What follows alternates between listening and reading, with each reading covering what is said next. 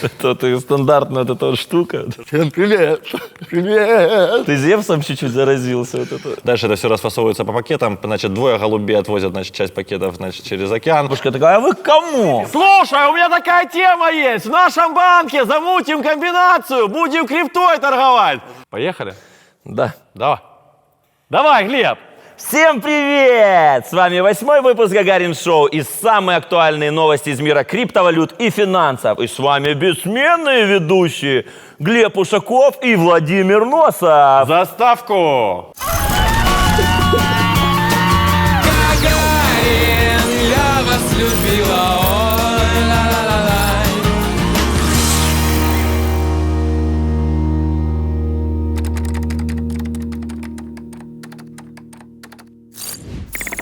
Это Гагарин Шоу. Криптоскам «Банановый фонд» лишил инвесторов 7 миллионов долларов. Организатор криптоскама под названием «Банановый фонд», просуществовавший с декабря 2016 года по март 2018 года, использовал часть собранных средств для личных целей, в том числе для покупки дома. А разве это в статуте «Бананового фонда» не прописано? Банановая республика. Все средства, поступившие на счета с декабря 2016 года по март 2018, направить на покупку дома, на покупку Ferrari Pista. Ну, создание банановой республики. Да, да. Дальше рабы, там еще что-то. Значит, анонимный организатор пирамиды. А, он еще и анонимный. А как они узнали, что он дом купил? Чувак по просторам интернета такой листает, листает, листает, и тут видит, значит, «Банановый фонд». Подумал он. Интересно.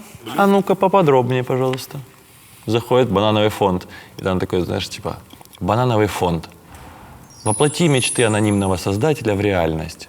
Забрось как можно больше и больше никогда не запрашивай вывод своих средств. Пожалуйста, будь максимальным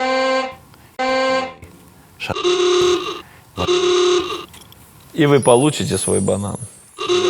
Так, неинтересно. Давай дальше.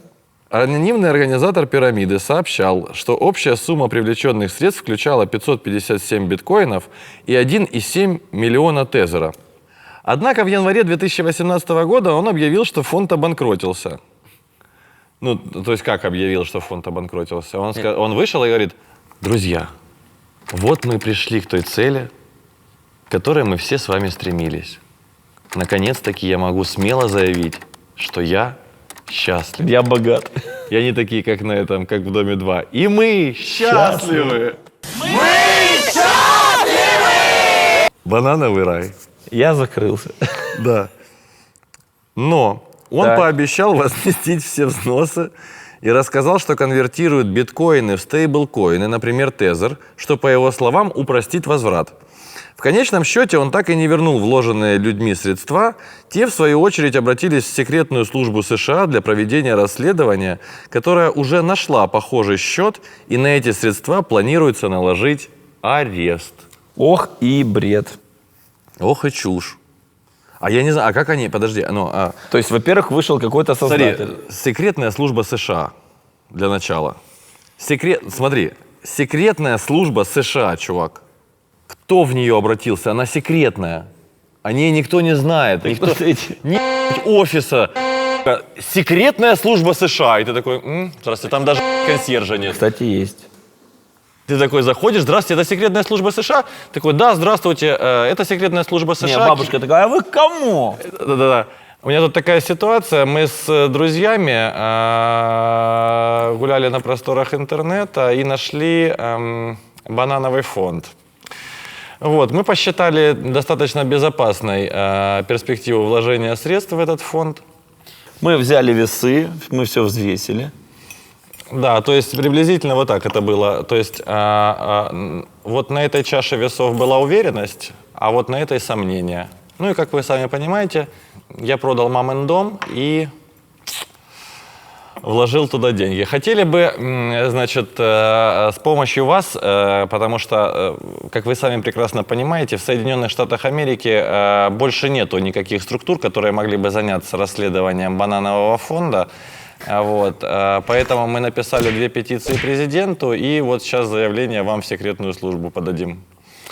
Они говорят, конечно, нам же действительно нечем больше заняться, кроме как расследовать, значит, вложения в банановый фонд. Вот вам специальный протокол, там написано вот такими большими буквами. Вот, дальше фамилия, имя, отчество, дата вложения средств, наименование фонда, ну там уже подготовлено специально. И потом... И в папочку такой открывается такой ящик, помнишь, как в этом Брюс Всемогущий? Да. Не-не, там... Дело 1 415 000 000, понял? Да, ребята, вывод из этой новости первый, как бы в любой ситуации непонятной идите в секретную службу США, это раз, и второе... В любой непонятной ситуации не вкладывайте в банановый рай. Ксюшенька, Ксюшенька. можно тебя опросить? Можно. Привет, Привет. как делишечки? Хорошо. Ксения, с днем рождения.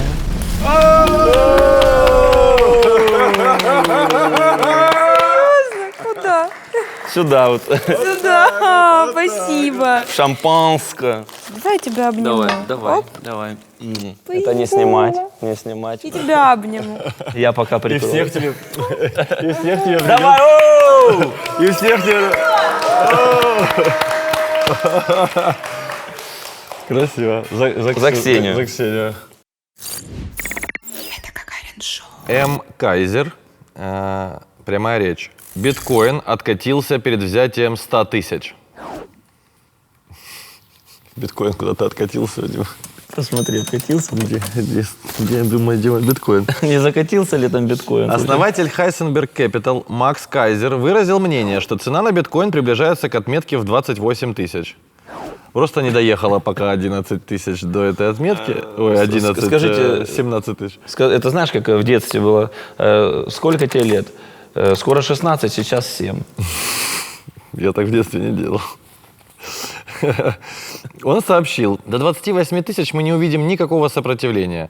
Впереди краткий откат, а затем с новыми силами будет штурм 100 000. Значит, известный криптотрейдер План Би также считает, что цена биткоина находится на пути к восходящему ралли. Используя собственную модель «запас к притоку», он уверен, что цена криптовалюты приближается к 100 000. По-моему, Вовины комментарии просто вот на лице. А знаешь, как ты делаешь в такой момент? Я тебе подскажу, ты откладываешь так, это так. Не, просто... Сейчас, значит, по полочкам будет раскладывать. Цена действительно подходит, значит, цена действительно подходит к 100 000 и на данный момент составляет 11 840 долларов. Еще немного, и, кстати, да, значит, с 9 000 она 2 месяца уже пытается что там, значит...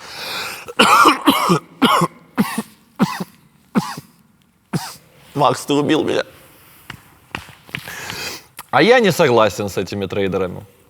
Вот так вот даже. Я считаю, что не приближается биткоин к 100 000. А к скольки? Я считаю, это лично мое мнение, не торговая, значит, стратегия и как там еще надо... Скажи, у тебя есть какой-нибудь Носов Capital, чтобы ты мог утверждать, как Макс Кайзер? Нет. Ну вот видишь, значит, могут твое мнение не записать в новость. Это Гагарин Шоу.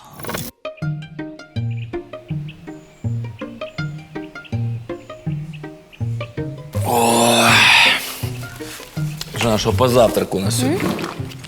Иду. Представляешь, новость услышала, что почти каждый 10-й житель планеты травится от каких-то подделок и срачка потом, как у меня была на прошлой неделе. Что ты мне сыпешь, алло? Эй, Это полезно. полезно? Да. Nestlé. Кстати, вот эта компания активно развивает блокчейн и внедряет его на всю свою логистику. Ты представляешь? Ничего себе, это как? Это как? Каком кверху. Берет завод, производит продукцию. Эта продукция едет в какой-то большой склад. С этого склада она едет по каким-то магазинам. И вот это вот все любой житель может отследить, куда, что, где, куда оно проехало. И настоящий это товар или нет. Ух ты. Вот так вот. Значит, все, решено. Иду звонить Nestlé на почту. Значит, чтобы вот эти городские попробовали нормальное, настоящее молоко, а не то, что пишут с нашего села. Чтобы они поняли, что это молоко действительно настоящее и вкусное, а не вот эти подделки какие-то. Да. А вот это я есть не буду. Приготовь нормальную еду, я буду через час. Все.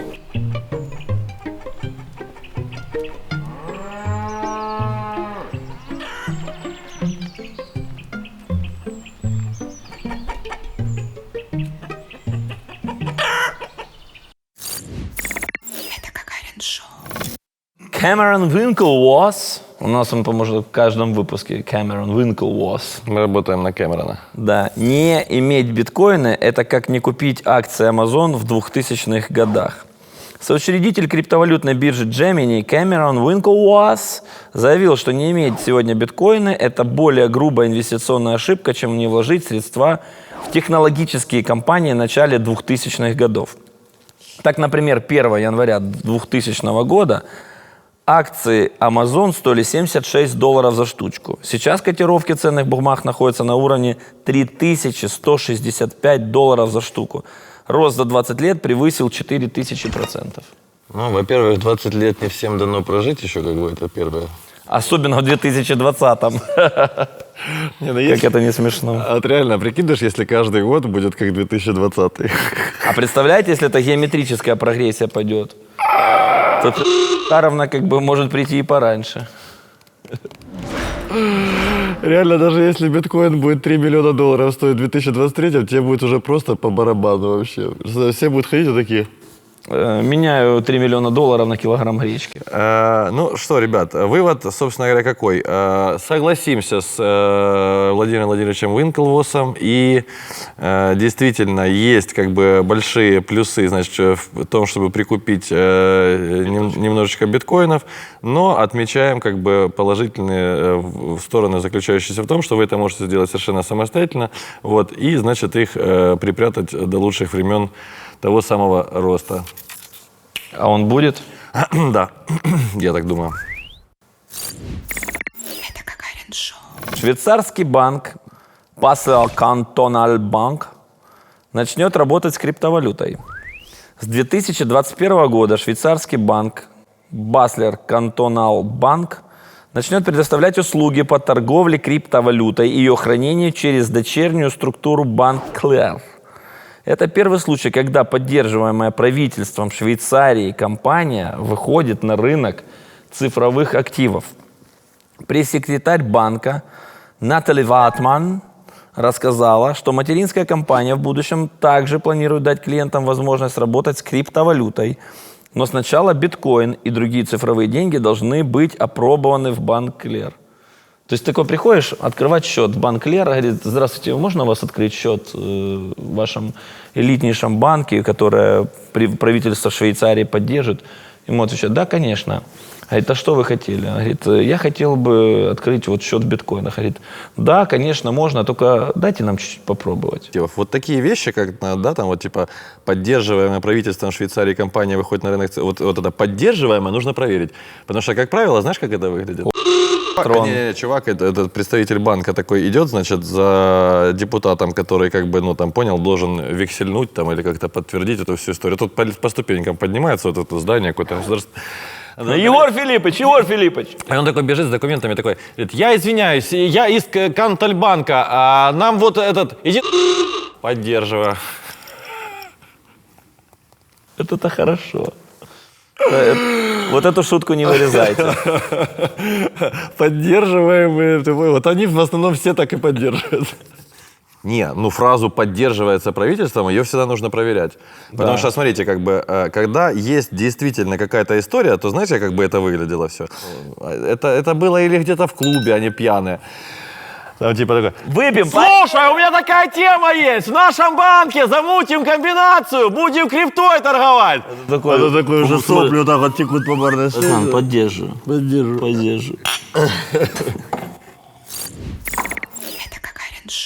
Власти Китая арестовали членов преступной группировки, собравшей $5,7 миллиардов, ребята. Как вы понимаете, я очень люблю переводить миллиарды в миллионы, и это 5,7 тысяч миллионов долларов. Полиция КНР задержала более 100 участников и создателей пирамиды Пластокен. А после первого задержания первых 6 курс биткоина просел с 14 тысяч до 10.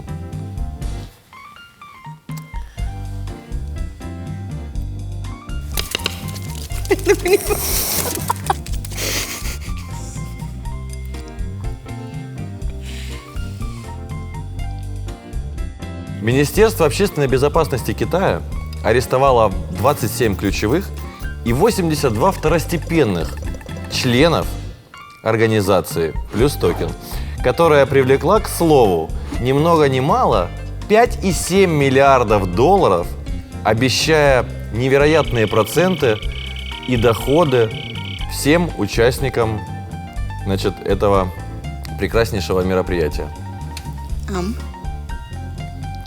А я? Что Зашелся. такое? Правоохранительные органы нанесли первый удар по пирамиде в июне прошлого года.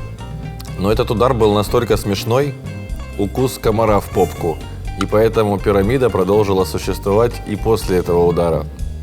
Причем на протяжении целого года.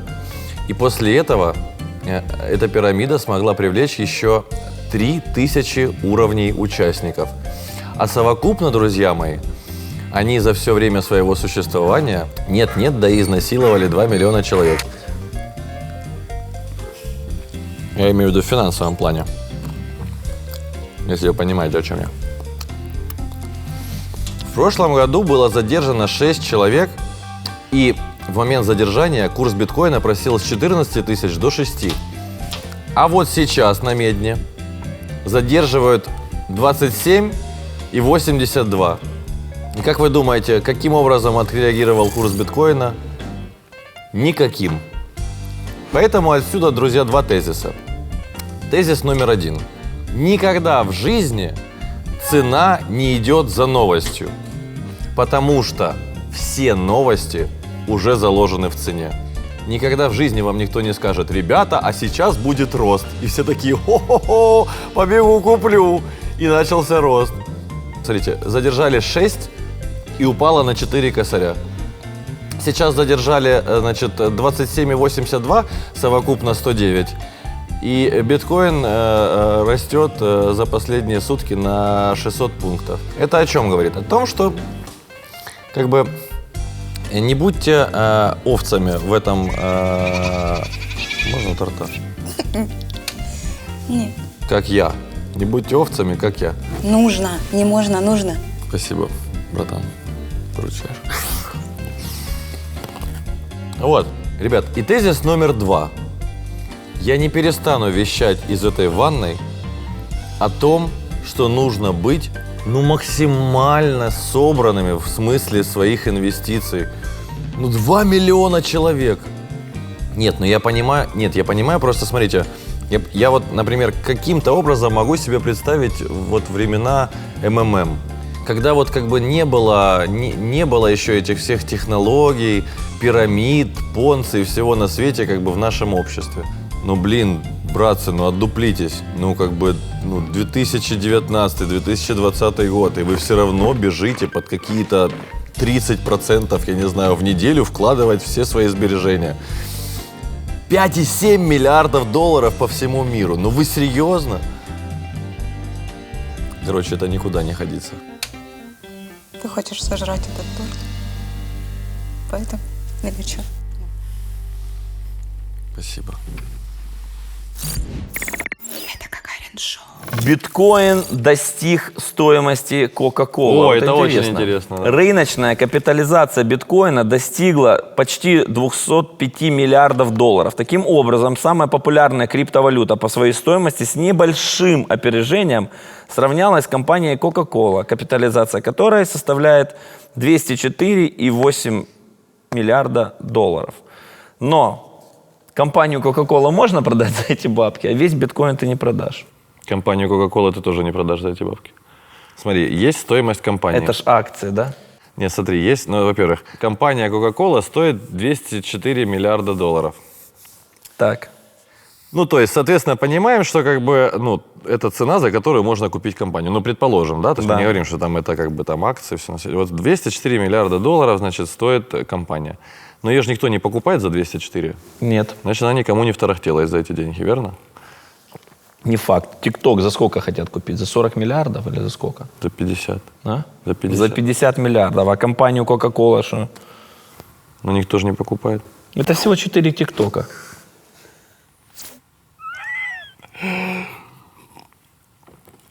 Не, ну Coca-Cola не пропадет как бы в будущем. Нет. Хотя, прикинь, на самом деле придумают.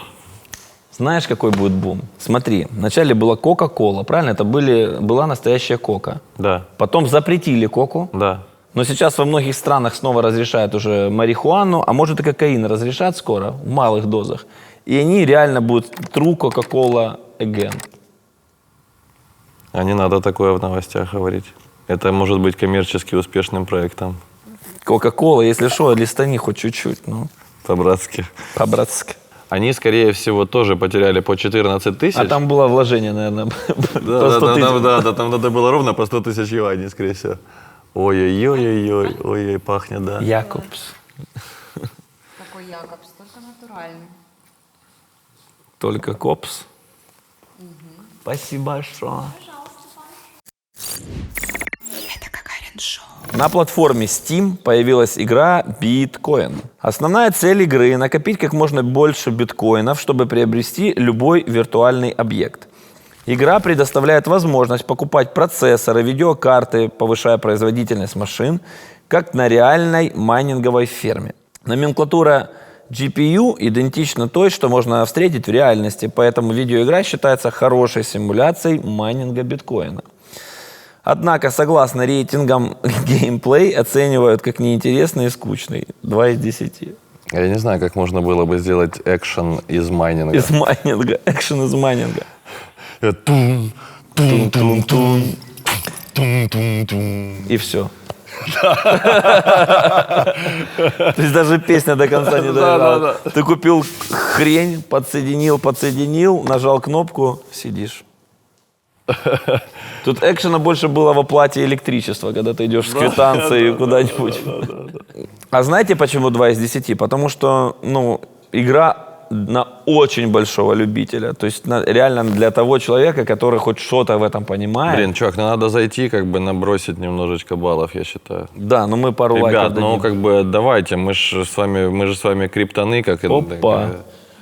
как-никак все-таки. Здрасте. Давайте Вы на обновочку? набросаем этой не очень получившейся игре немножечко. Ну, ребята старались как могли.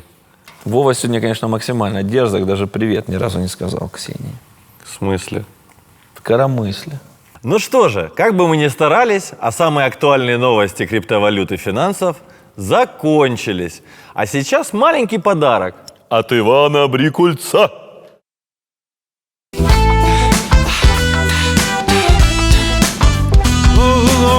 Ты сидишь и пускаешь мне дым в лицо, строя стены из него ты не пускаешь. Ты хочешь закрыть себя, сберечь себя, но я альпинист.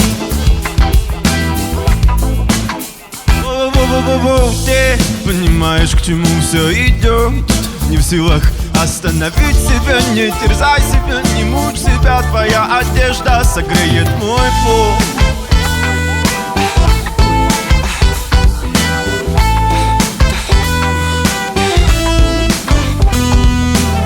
Не смотри так на меня, я же вижу, что хочешь ты меня сейчас последний раз. Касание моих вспотевших ладоней делает мокрой тебя.